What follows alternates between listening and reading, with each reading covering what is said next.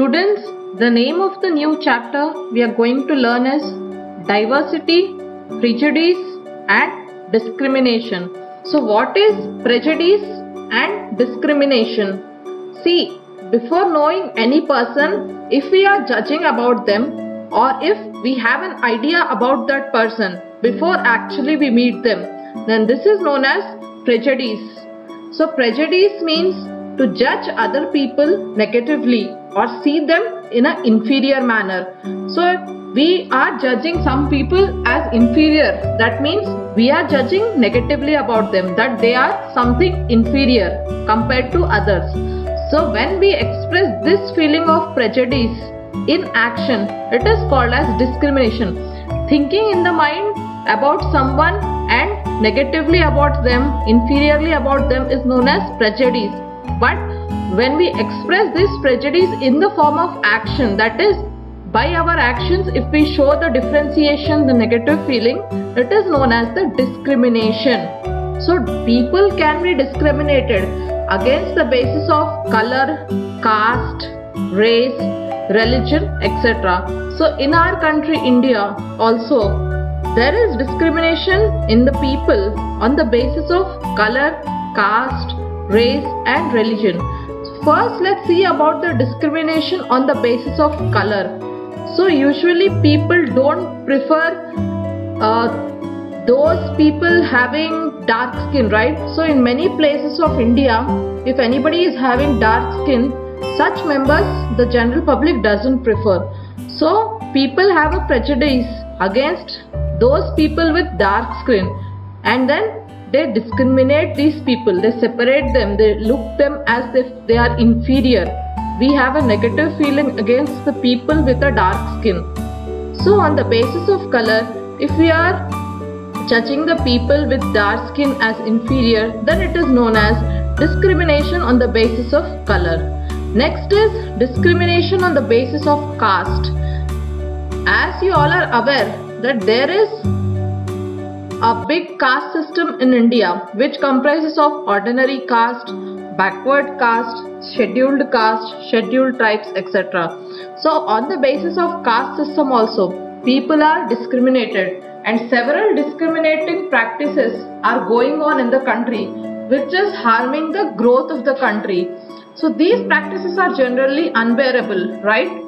So students, we all agree that the most unbearable system of discrimination is the caste system in the nation. So people regard those scheduled caste, scheduled tribe people as untouchables also. So the treatment given to them is known as untouchable treatment. That is actually a very inhuman aspect, a bad thing, right? So the constitution has abolished completely the untouchability practice. So the feeling of untouchability, it's definitely an inhuman aspect. We cannot treat any person as untouchable, right? So the Constitution of India has completely banned the untouchability and its practice and treated it as a criminal offense. Now if we treat somebody as an untouchable and if we don't touch them, this practice is now regarded as a criminal offense. That means we have committed a crime. So government has taken many positive steps to provide relief to the people who are considered as low castes or outcasts. So as I told you, the lower caste people will be scheduled caste, scheduled tribes are sometimes regarded as the lower caste people. So some special relief has been provided by the government to those people. They are considered as outcasts. So in what form the relief has been provided by the government? In the form of scholarships to those students of those castes. Then reservation system in the college is there. So in this image, students, you see the caste system of the ancient India. That means in hundreds of years ago, the people were classified on the basis of 4 castes.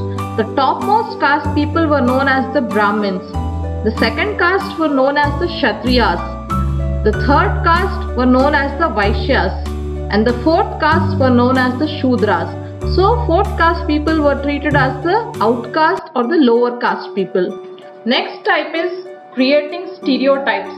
So what is a stereotype? Stereotype means a generalization, a general opinion or an assumption. Assumption is an imagination, a generalized opinion, what we make in a mind. about a person or a group of persons.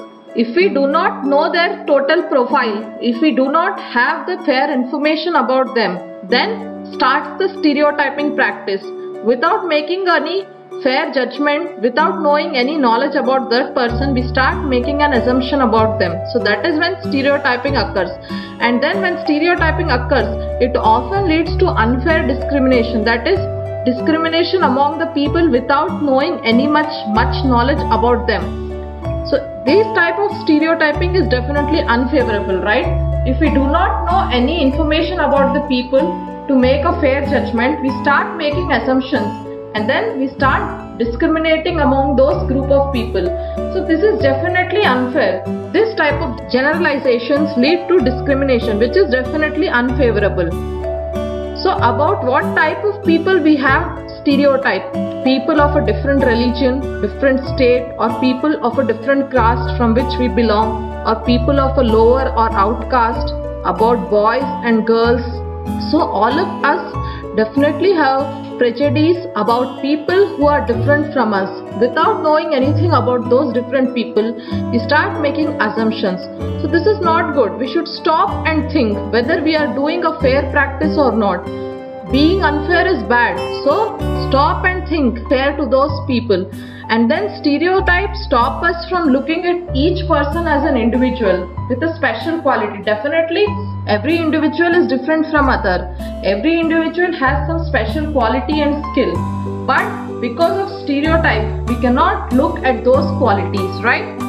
So they fit number of people into one pattern only. Stereotype nature makes us to fit number of people in one type, in one pattern.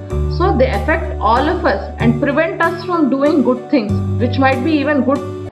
Next, let's see about inequality and discrimination. So first is economic inequality. So when does discrimination happen? When people act on their prejudice or stereotype. So depending on our assumptions, if our actions are happening, then discrimination starts to happen.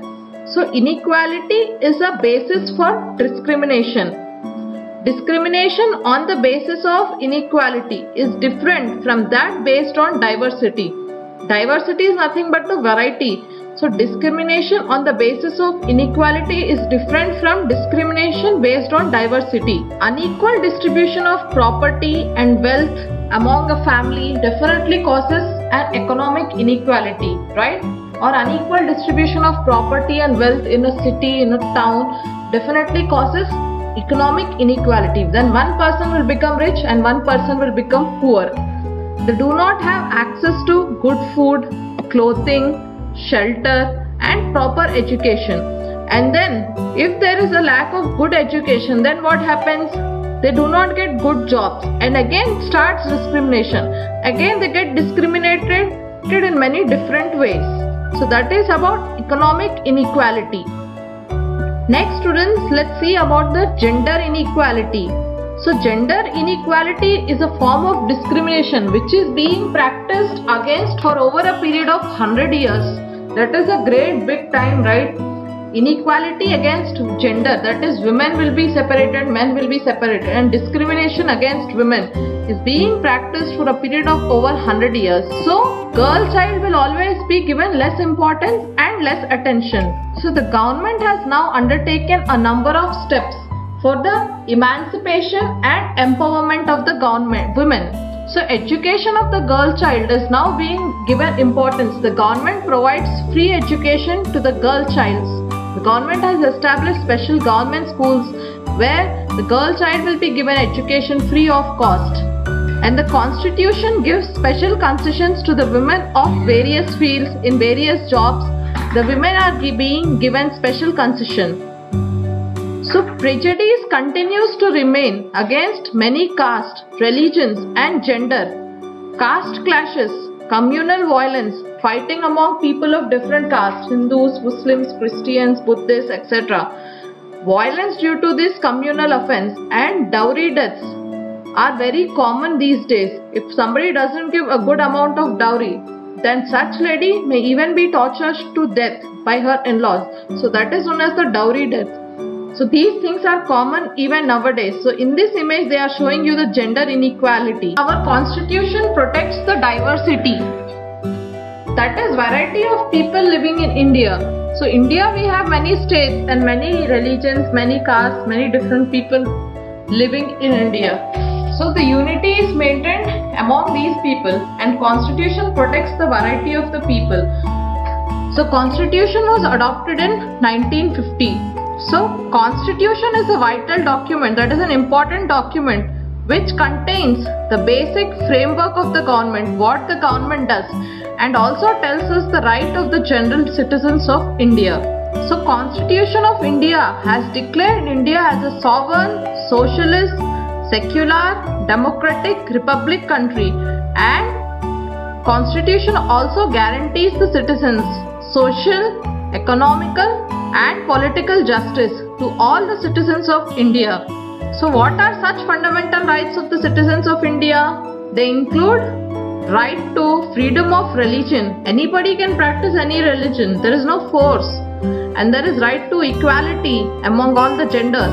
And there is also right to freedom of speech. Anybody can talk whatever they want without passing any defamatory comments to others. These fundamental rights are enforced in a court of law. So the right to equality, this is the most important fundamental right in the Constitution of India given to its citizens. All the people are equal in front of the law. So these fundamental rights tell the citizens of India that they have the right to practice any religion of their choice. So the Constitution of India protects and also encourages the diversity among the people. So in this image you can see a Hindu priest performing a puja. And in this image you can see students, Muslims performing prayers in a mosque. So all people are equal in the eyes of the law.